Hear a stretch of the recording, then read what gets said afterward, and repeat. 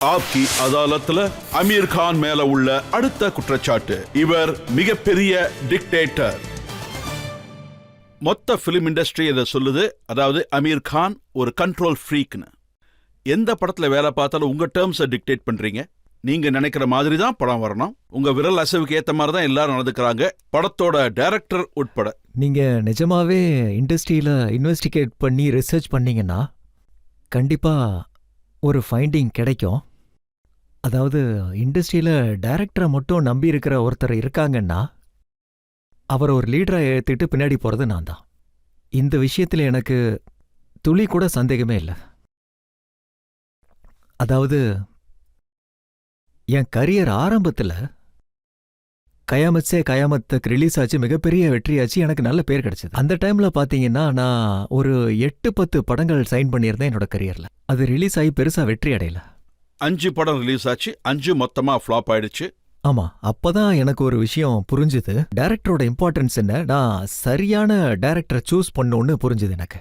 அதாவது நான் ரூல் என்ன போட்டேன்னு பாத்தீங்கன்னா, அதாவது டைரக்டர் மேல எனக்கு முழு நம்பிக்கை வர வரைக்கும் படத்துல சைன் பண்ணக்கூடாதுன்னு. அந்த டைரக்டர் என்ன பண்ணியிருக்காரு, அந்த அவரோட கதை எந்த அளவுக்கு எக்ஸைட் பண்ணுது, என்ன ப்ரொடியூசர் எனக்கு சப்போர்ட் பண்ணும், கிரியேட்டிவ் டீமுக்கு சப்போர்ட் பண்ணும், அந்த படம் நல்லா வர்றதுக்கு. படம் ரெடியானதுக்கு அப்புறம் அதை நல்லபடியா ரிலீஸ் பண்ணும். இந்த 3 விஷயங்கள் ரொம்பவே முக்கியம் எனக்கு. நான் எந்த படம் சூஸ் பண்ண, இந்த 3 விஷயங்கள்ல ரொம்பவே முக்கியமானது என்னன்னா, டைரக்டர் யாரு, எப்படிப்பட்டவர் அவரு. நான் இம்பார்ட்டன்ஸ் அந்த அளவுக்கு வேல்யூ கொடுப்பேன் டைரக்டருக்கு. அதுக்கப்புறம் நான் டைரக்டரை சூஸ் பண்ணிட்டா அந்த டைரக்டரை சூஸ் பண்ண ரொம்ப டைம் எடுப்பேன். நீங்க ஜான் மேத்யூவை கேட்டு பாருங்க, புது டைரக்டர். அஷிதோஷ் குவார்கர்ட்ட கேட்டு பாருங்க, ஃபர்ஹான் அக்தர்ட்ட கேட்டு பாருங்க. அவங்க கதையை கேட்டதுக்கு அப்புறம் எனக்கு கிட்டத்தட்ட 1.5 வருஷம் 2 வருஷம் ஆச்சு அவங்க கதையை ஓகே சொல்ல. அதாவது விட்டா அவங்க என்ன மர்டரே பண்ணிடுவாங்க. அது ஒண்ணுதான் குறை. உங்களுக்கு கதை பிடிச்சிருச்சுன்னா ஏன் ஓகே சொல்ல மாட்டேன்றீங்க? நான் எதுக்கு ஓகே சொல்லனா, நான் டெஸ்ட் பண்ணிட்டு இருக்கேன்னு சொன்னேன். பண்ணுன்னு நினைச்சதை உங்களால பண்ண முடியுமா, முடியாதா? நீங்க எனக்காக வெயிட் பண்ணலாம் வேண்டாம். உங்களுக்கு பிடிச்சவங்க கூட நீங்க ஒர்க் பண்ணலாம், என்ன வச்சு பண்ணுன்றதா அது கொஞ்சம் டைம் எடுக்கும். நான் உங்களை டைரக்டரா செலக்ட் பண்ணிட்டா நான் உங்ககிட்ட சரண்டர் ஆயிடுவேன். நான் சரண்டர் ஆயிட்டேன்னா நீங்க வண்டியை எந்த பக்கம் திருப்பினாலும் அந்த பக்கம் தான் போவோம். டைரக்டரை சூஸ் பண்றதுக்கு முன்னாடி நான் ரொம்ப யோசிப்பேன். டைரக்டரை சூஸ் பண்ணிட்டா அதுக்கப்புறம் எந்த கேள்வியும் இருக்காது. அதுக்கப்புறம் அவர் என்ன சொல்றாரோ அதை தான் செய்வேன். இத கேட்கறதுக்கு ரொம்ப நல்லா இருக்கு. ஆனா பேப்பர்ல வந்திருக்கிற விஷயம் அது பேப்பரை வச்சு கேட்டீங்கன்னா நான் என்ன பதில் சொல்லுவேன் சொல்லுங்க. சரி, அதுல என்ன இருக்கு கேளுங்க பாப்போம். 3 Idiots பத்தி எழுதி இருக்கு. இதுல என்ன எழுதி இருக்குன்னா, இந்த படம் பண்றத பத்தி வினோத் சோப்ரா பேசினப்ப சோப்ரா சார் அப்புறம் இரானி சார் 2 பேரும் உங்ககிட்ட வந்தாங்க. உங்ககிட்ட கான்ட்ராக்ட்ல சைன் வாங்கினதுல முக்கியமா ஒரு கண்டிஷன் போட்டிருந்தாங்க. அதாவது ஒரு class, he must not interfere in the film making process. ஆச்சரியமான விஷயம் என்னன்னா, இதுவரைக்கும் வினோத் சோப்ராக்கும் எனக்கும் எந்த விதமான கான்ட்ராக்டும் சைனே ஆகல. அதாவது இதுல 2-3 விஷயம் இருக்கு. அதுல ஒண்ணு என்னன்னா, நான் வாய் வார்த்தையை நம்புறேன். ஒரு மனுஷனோட வாய் வார்த்தை எனக்கு ரொம்ப முக்கியமா படும். வினோத் சோப்ரா அவருக்கு எனக்கும் நடுவுல, அதாவது பாத்தீங்கன்னா எனக்குள்ள இருக்கிற கான்ஃபிடன்ஸ் இருக்குல்ல, ஒருத்தர் மேல ஒருத்தர் அவ்வளவு நம்பிக்கை வச்சிருக்கோம். பேப்பர்ல எழுத வேண்டிய அவசியமே இல்லை. நம்ம என்ன வேலை பார்க்கணும், எப்படி வேலை பார்க்கணும்னு. எங்க கான்ட்ராக்டே சைன் ஆகல. இதுல கிளாஷ் எப்படி வரும், இன்டர்ஃபியர் பண்ணக்கூடாதுன்னு. இல்ல என்ன சொன்னாலும் இன்டர்ஃபியர் பண்ணுவாருன்னு உங்களை அப்படியே விட்டுட்டாரா என்ன? கான்ட்ராக்ட்ல கையெழுத்து போட்டாலும் டிஃபரன்ஸ் இல்லையே. நிறைய பேரோட நான் வேலை பார்த்திருக்கேன். அஷிதோஷ் கவார்கர் இருக்காரு, ஃபர்ஹான் அக்தர் இருக்காரு, எல்லாமே டேலண்டான ஆளுங்க. அவங்களோட மூளை ரொம்பவே கிளியரா இருக்கும். அவங்க என்ன பண்ணணும்னு நினைக்கிறத அவங்கள நம்ம டாமினேட் பண்ணவே முடியாது. நான் ஒருவேளை டைரக்ட் பண்ணா என்ன நீங்க டாமினேட் பண்ண முடியாது. ஆனா ஒருவேளை நீங்க எனக்கு புரிய வச்சா இதை இப்படி பண்ணக்கூடாது, இது சரியா பண்ணுங்க அப்படின்னு சொன்னா, ரஜத் சார் சொல்றது சரிதான், இப்படி பண்ணக்கூடாதுன்னு, then definitely I will do it. ஆனா உங்களால என்ன ஃபோர்ஸ் பண்ண முடியாது, இப்படிதான் பண்ணணும் இல்ல ஷூட் பண்ண முடியாதுன்னு. சோ இப்படி நிறைய பேர் டேலண்டடான ஆளுங்க இருக்காங்க. பல டைரக்டரோட பேர் என்னால சொல்ல முடியும். அது ஜான் மேத்யூ இருக்காரு, அஷிதோஷ் குவாரே இருக்காரு, ஆஷிஷ் மெஹ்ரா இருக்காரு. எல்லாரும் ரொம்ப நல்ல ஒரு டைரக்டர்ஸ். ஆனா இவங்க எல்லாருமே உங்க கூட வேலை பார்த்து சக்சஸ்ஃபுல் ஆனவங்க. ஆனா நீங்க மத்தவங்களோட வேலை பார்த்து பெருசா ஓடலையே. இண்டஸ்ட்ரியில ஒரு பேச்சு அடிபடுது, நீங்க கோஸ்ட் டைரக்டர்னு, பின்னாடி இருந்து செயல்படுத்துறீங்க எல்லாரையுமே. இந்த ஒரு விஷயம் எல்லா இடத்துலயுமே பேசுறாங்க, நான் தான் படத்தை டைரக்ட் பண்றேன்னு. ஆனா இது அப்படி இல்ல. அன்ஃபேரான பழி தான். ஏன்னா எவ்வளோ டைரக்டர்ஸ் இருக்காங்க, அசுதோஷ் கோவாரிக்கர், ராகேஷ் மெஹ்ரா, இவங்கெல்லாம் ரொம்ப திறமையான டைரக்டர்ஸ். அவங்களுக்கு போக வேண்டிய கிரெடிட் எனக்கு கிடைக்குது, அவங்களோட திறமைக்கு எனக்கு ஏன்னா கிடைக்குது. உங்களை விட்டுட்டு வேற படங்கள் பண்ணப்ப அவங்க பெருசா வெற்றி அடையல. வெற்றி அதனால அடையில தான், ஒத்துக்கிறேன், உண்மைதான். ஆனா கடந்த சில வருஷங்களா அப்படி நடக்குது. கடந்த ஃபிலிம் மேக்கிங் ரொம்ப கஷ்டமான ப்ராசஸ். ஆஷுதோஷோட ஒரு ஆர்டிகல் படிச்சேன். அதுல எழுதியிருக்காரு, அமீர் சஜஷன்ஸ் கொடுப்பாரு, ஐடியாஸ் கொடுப்பாரு, அவருடைய சஜஷன்ஸ் இன்டர்ஃபியர் ஆகிற விதத்துல கொடுக்கப்படுதுன்னு. சரியா தான் சொல்லியிருக்காரு. ஆக்சுவலி விஷயம் என்னன்னா, நான்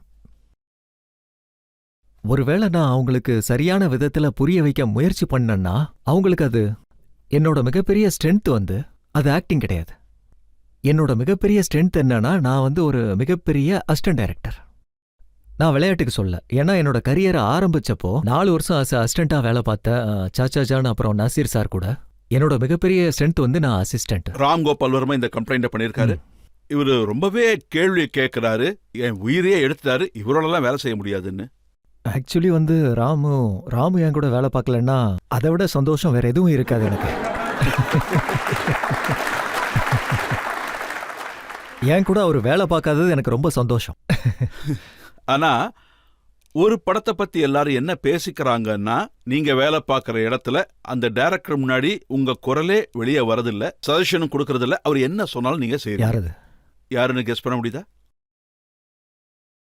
இப்ப நடந்துட்டு இருக்கா? ஆமா. அப்ப அது என்னோட ஒய்ஃபோட படமா இருக்கு.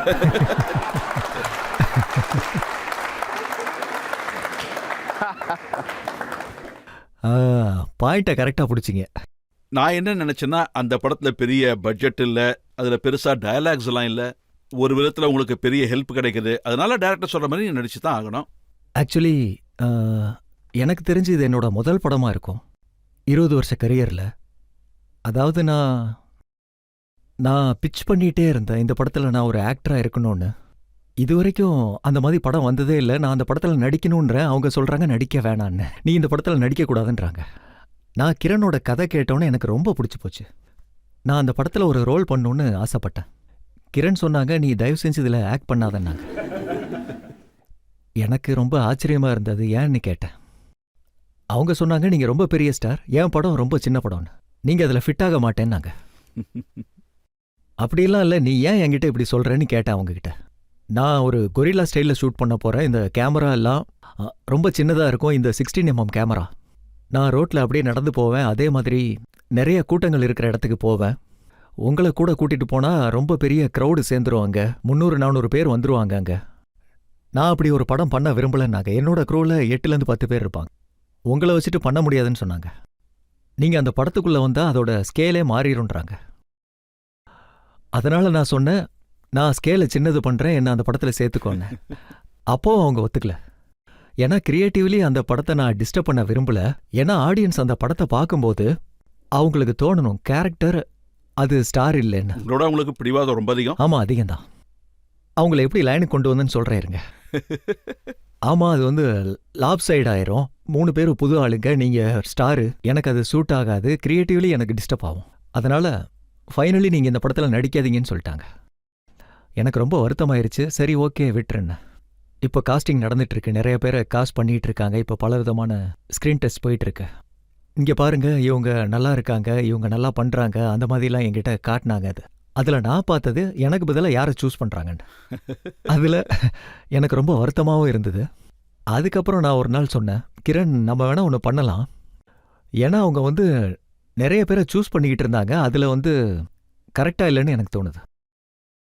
அதை விட பெட்டரா இருக்கும்னு நினைச்சேன். நான் கிரண் கிட்ட சொன்னேன், நம்ம வேணா ஒன்று பண்ணலாம், உன் படத்துக்கு நான் ஸ்க்ரீன் டெஸ்ட் தரேன். நான் அந்த படத்துல இருக்கணுன்றதுக்காக இல்லை, நீ தான் ரொம்ப ஸ்ட்ரிக்டா சொல்லிட்டியே அந்த படத்துல இருக்க கூடாதுன்னு. அந்த விஷயத்தை அக்செப்ட் பண்ணிக்கிறேன், நான் அந்த படத்துல இல்லைன்னு. ஆனா என்னோட ஒரு ஸ்க்ரீன் டெஸ்ட் எடுத்தா உனக்கு ஒரு ஐடியா கிடைக்கும், இந்த கேரக்டரை வச்சு என்னெல்லாம் பண்ணலான்னு. பாசிபிலிட்டிஸ் என்ன இருக்கு, அதுல எந்த ஆக்டர் வந்தாலும் உனக்கும் கிளியரா இருக்கும். ஆஸ் எ டைரக்டர் இந்த கேரக்டரை எப்படிலாம் டிசைன் பண்ண முடியும் ஸ்க்ரீன்ல. என்னை வச்சு ஒரு ஸ்க்ரீன் டெஸ்ட் எடு, நாட் டு டேக் மீ இந்த ஃபிலிம். என்ன ஃபிலிம்ல எடுக்க வேண்டாம், ஜஸ்ட் உனக்கு ஒரு எக்ஸ்பீரியன்ஸ் கிடைக்கும், அடுத்து இதை வச்சு என்ன பண்ணலான்னு. அவங்க யோசிச்சுட்டு சரி பண்ணலாம் அப்படின்னாங்க. அப்போ கஜினி ஷூட்டிங் நடந்துட்டு இருந்தேன் ஹைதராபாத்ல. நான் அங்கே வர சொன்னேன் அவங்கள. ஒரு நாள் வந்து பார்த்தீங்கன்னா எனக்கு அன்னைக்கு ஷூட்டிங் இல்லை, லீவ்ல இருந்தேன். ஸ்க்ரீன் டெஸ்ட் பண்ணலான் இருந்தேன். ஸ்க்ரீன் டெஸ்ட் கொடுத்தேன் அவங்களுக்கு. அந்த ஸ்க்ரீன் டெஸ்ட் பண்ணோன்னா அவள் ஆடி போயிட்டா. அப்போ அவங்களுக்கு என்ன தோணுச்சுன்னா, நான் இப்படிலாம் யோசிச்சதுல இது மாதிரிலாம் இருக்குமோன்னு தோணுச்சு. இப்போ அந்த ஸ்க்ரீன் டெஸ்ட் அவங்க முன்னாடி இருந்தது. ஸ்க்ரீன் டெஸ்ட் முடிஞ்சுது. நான் சொன்னேன் அவங்கள்ட்ட, சரி உனக்கு பிடிச்ச ஆளை தேடுன்னு. இப்போ உனக்கு ஒரு ஐடியா கிடைச்சிருக்கும் அந்த கேரக்டர் எப்படின்னு. அதுக்கப்புறம் அவங்க பயங்கரமா தேடினாங்க. என்ன மாதிரி ஒரு ஆளை பயங்கரமா தேடினாங்க. இதுதான் அந்த டெக்னிக், அவங்கள என் வலையில விழ வைக்கிறதுக்கு. நம்ம ஆட்ஸ் காட்டுவோம்ல, இது உங்களுக்கு கிடைக்கும்னு. அதுக்கப்புறம் அவங்க பயங்கரமா தேடினாங்க. அவங்க மனசுல நான் பதிஞ்சிட்டேன். அதுக்கப்புறம் 2 மாசம் கழிச்சு அவங்க என்கிட்ட சொன்னாங்க, இதை நீ பண்ணாதான் நல்லா இருக்கும்னு. அதுக்கப்புறம் சிரிச்சுக்கிட்டே சந்தோஷப்பட்டுக்கிட்டேன். அதுக்கப்புறம் நான் இதையும் சொன்னேன், என்னோட ட்ராக் ரெக்கார்டை பாரு. ரங்குதே பசந்தி எடுத்துக்கங்க, 3 Idiots எடுத்துக்கங்க, இல்லனா தாரே ஜமீன் பர் எடுத்துக்கங்க, இல்லனா தில் சாக்தா ஹை எடுத்துக்கங்க. இந்த எல்லா படத்துலையும் நான் ஒரு ஆர்டிஸ்ட் தான். நான் அமீர் கான் இல்ல. என்னோட படங்கள் எல்லாம் பார்த்தா அதுல நான் இந்த படங்கள்லாம் எதுக்கு எக்ஸாம்பிள் கொடுத்தேன்னா, என்னோட 3-4 பேர் இன்னும் இருக்காங்க. ரங்குதே பசந்தியில இன்னும் 4 பேர் இருக்காங்க. அவங்க ஸ்டார் இல்ல, ஆனா நான் ஸ்டார். ஆனா படத்துக்குள்ள யாருமே ஸ்டார் இல்ல. படத்துக்குள்ள எல்லாம் கேரக்டர்ஸ் தான். ஆடியன்ஸும் அதே மாதிரி என்ன ஒரு கேரக்டரா தான் பார்ப்பாங்க. அமீர் கானுங்கிறத மறந்துடுவாங்க. இதுதான் என்னோட ஒரு கலை. ஆனா இந்த மொத்த பிளானையும், ம். அதாவது கிரணோட நீங்க பண்ற படத்தையே இன்னும் சீக்கிரட்டாவே வச்சிருக்கீங்க. அதை ஏன் சீக்கிரட்டா வச்சிருந்தேன்னா, அதாவது கிரணோட ஷூட் பண்ற ஸ்டைல் வந்து, அவங்க எந்த மாதிரி இடத்துல ஷூட் பண்ண விரும்புனாங்கன்னா, முகமது அலி ஸ்ட்ரீட்ல ஷூட் பண்ண. அந்த இடத்துல நான் போய் எப்படி ஷூட் பண்ண முடியும்? முகமது அலி ஸ்ட்ரீட்ல அவங்க எப்ப ஷூட் பண்றாங்க? ரம்ஜான் டைம்ல, இஃப்தாரி டைம்ல நான் ரோட்ல நடந்து போயிட்டு இருக்கேன். ஆயிரக்கணக்கில் மக்கள் ஆமா, இருப்பாங்க. இருப்பாங்க. பயங்கரமான கூட்டம் இருக்கும். என்ன வச்சு எப்படி ஷூட் பண்ண முடியும் அங்க? சோ அதனால தான் அந்த விஷயத்தை சீக்கிரட்டா வச்சிருந்தோம், நான் அந்த படத்துல இருக்கிறது. ஏன்னா நான் சடனா வந்து ஷாட் கிடைச்சோன்னு அங்கிருந்து போயிடுற மாதிரி பிளான். பப்ளிக்கு கிரண் படத்துல அமீர் இருக்காருன்னு தெரியக்கூடாது, ஏன்னா மீடியா அங்க வந்துருவாங்க. கிரௌடு வர்றதுக்கு முன்னாடி மீடியா வந்துருவாங்க. அதனால இந்த விஷயத்த நாங்க வெளிப்படுத்தக்கூடாதுன்னு நினைச்சோம். அங்க வந்து பாக் பஜார்னு ஒரு இடம் இருக்கு. அந்த ஏரியால முகமது அலி ரோடு பக்கத்துல. அங்க வந்து பயங்கரமா கூட்டம் இருக்கும், ரொம்ப இருக்கும். என்னோட கேரக்டர் வந்து அங்க தங்குற மாதிரி. 3வது மாடியில அந்த கேரக்டரோட வீடு. நான் போய் அங்க தங்குற மாதிரி. நாங்க என்ன பண்ணோம்னா, நான் அந்த படத்துல இருக்கிற விஷயத்தை யாருக்கும் சொல்லல. ராத்திரி 3:30 மணிக்கு நான் அந்த ஏரியாவுக்கு வந்தேன். நல்ல அமைதியா இருந்தது, தூங்கிட்டு இருந்தாங்க. 3வது மாடிக்கு போனேன். அப்புறம் அங்க போய் கதவை பூட்டிக்கிட்டேன். 3 வாரம் நான் அதுக்குள்ளேயே இருந்தேன். ஒருத்தர் கூட நான் ஷூட் பண்ற விஷயமே தெரியாது. அவங்க நினைச்சாங்க ஏதோ டாக்குமெண்ட்ரி எடுக்கிறாங்க, 8 பேர் இருக்காங்கன்னு, அந்த வீட்டில் சுத்திக்கிட்டு இருக்காங்கன்னு. அமீர் கான் அந்த 3வது மாடியில ஷூட் பண்றாருன்னு யாருக்குமே தெரியாது. அங்க பயங்கர கூட்டம் இருக்கும், வண்டி கூட வர முடியாது. அங்க ஷூட் பண்ணோம். அங்க ஷூட் பண்றோன்னு தெரிஞ்சா கண்டிப்பா அப்படி ஷூட் நடந்திருக்க வாய்ப்பே இல்ல. இன்னைக்கு எல்லா ரகசியமே வெளியே வந்துருச்சு. இப்ப ஷூட்டிங் கம்ப்ளீட் ஆயிருச்சுல்ல, இனிமே ரகசியம்